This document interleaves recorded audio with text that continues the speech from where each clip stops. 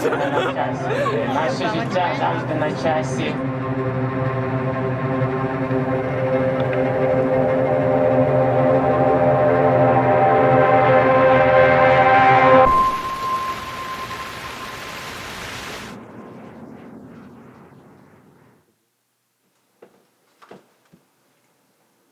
suis non-binaire, là où je dirais c'est un spectre, mais moi je suis vraiment une personne qui se définit avec aucun genre du tout.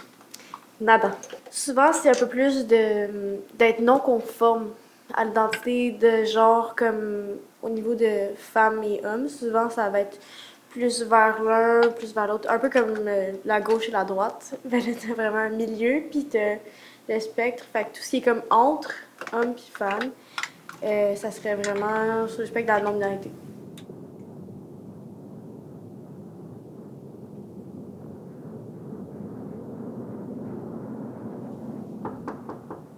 Depuis quelques années, depuis mon coming out, en fait, je m'entoure vraiment de gens beaucoup plus queer que de gens non queer. Parce que c'est beaucoup plus inclusif, puis ben, c'est souvent facile à rencontrer des gens queer. On dirait qu'on se rencontre dans les mêmes milieux. J'ai vraiment pas discuté à être amie avec une personne qui est pas queer. Par contre, c'est sûr que des fois, c'est un peu plus difficile de se présenter ou d'être inclus dans les conversations d'une façon où t'es pas jugé. Parce que souvent, je pense que c'est un manque d'éducation du fait que ben, c'est juste une habitude qui n'est pas prise, souvent. Comme utiliser les bons pronoms ou faire attention au langage. Toute personne aime se faire respecter dans comment on s'identifie, puis le pronom, ben, c'est la première chose à laquelle on identifie une personne quand on parle de la personne. Puis moi, ben, c'est sûr que je ne veux pas être connue comme elle ou il parce que ben, je suis pas un elle ou il. Évidemment, yel. Je pense que c'est vraiment inclusif. Puis c'est un bon pronom de base à utiliser.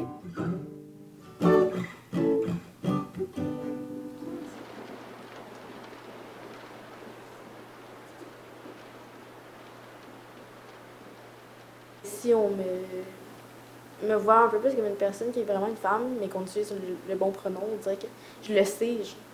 Ça paraît quand quelqu'un comme te voit vraiment pas comme ce que t'es. Puis ben, des fois, ça fait mal.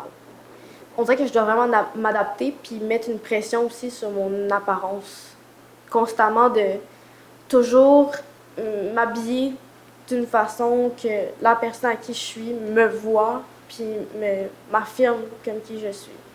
Fait que ça me met beaucoup de stress dans ma vie.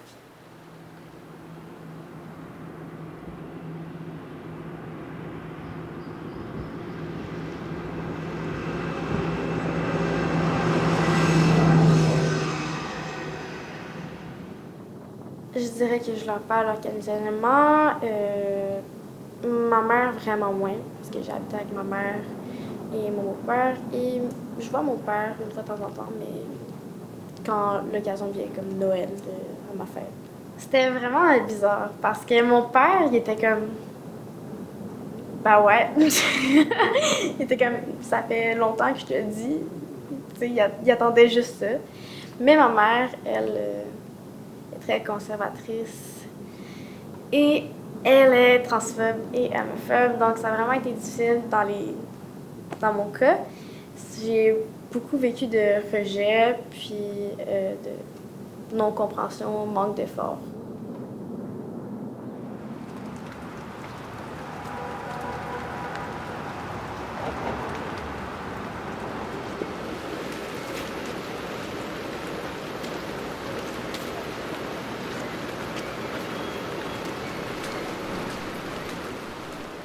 Ben, c'est sûr que ça l'affecte comment tu as vécu ta vie en tant qu'homme ou femme avant de comprendre ton genre.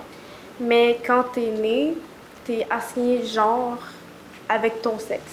Puis il n'y a aucun lien entre les deux, c'est à toi de choisir ton genre, mais c'est qu'on on te l'impose ton genre quand tu es jeune. Si t'as un vagin, mais on va dire que tu es une fille, si tu un pénis, on va dire que tu un gars.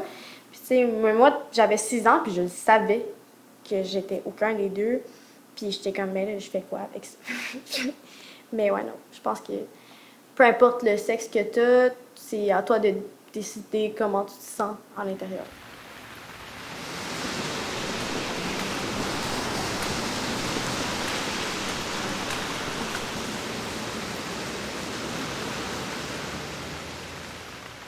Il y a beaucoup de jugements parce que c'est un sujet qui a vraiment sursauté depuis les dernières années parce que c'était pas vraiment connu dans la culture.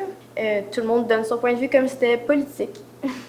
Puis en plus ben, d'être dans un mouvement queer, c'est sûr que tout le monde aime ça, se garrocher sur la personne puis donner leurs avis négatifs. Moi, j'ai déjà vécu toutes ces choses-là, puis je suis pas la seule personne à avoir vécu ça, mes amis aussi. Puis ça peut être sur Facebook, Instagram, n'importe quoi. Moi, j'ai reçu beaucoup de haine, des death threats, des commentaires super déplacés, juste parce que j'étais non-binaire et pas parce que je me débattais sur un sujet. C'était comme, dès que t'es non-binaire, on dirait que tu mérites la mort.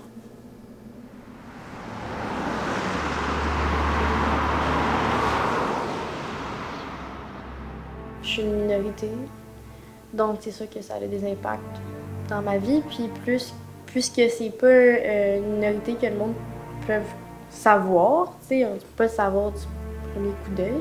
Puis peu importe où je vais, ben je me fais traiter comme une femme. Mais moi, je pense que c'est un grand pas vers ben, l'information en général, le public, ben, aussi de donner de l'espoir aux autres de pouvoir se dévoiler plus facilement en étant à l'aise parce qu'il faut être à l'aise avec qui on est, puis que ça soit pas jugé ou que ce soit pas pris trop au sérieux non plus. T'sais. C'est important comme sujet, mais c'est pas obligé d'être triste. Ça peut être une bonne expérience d'en parler.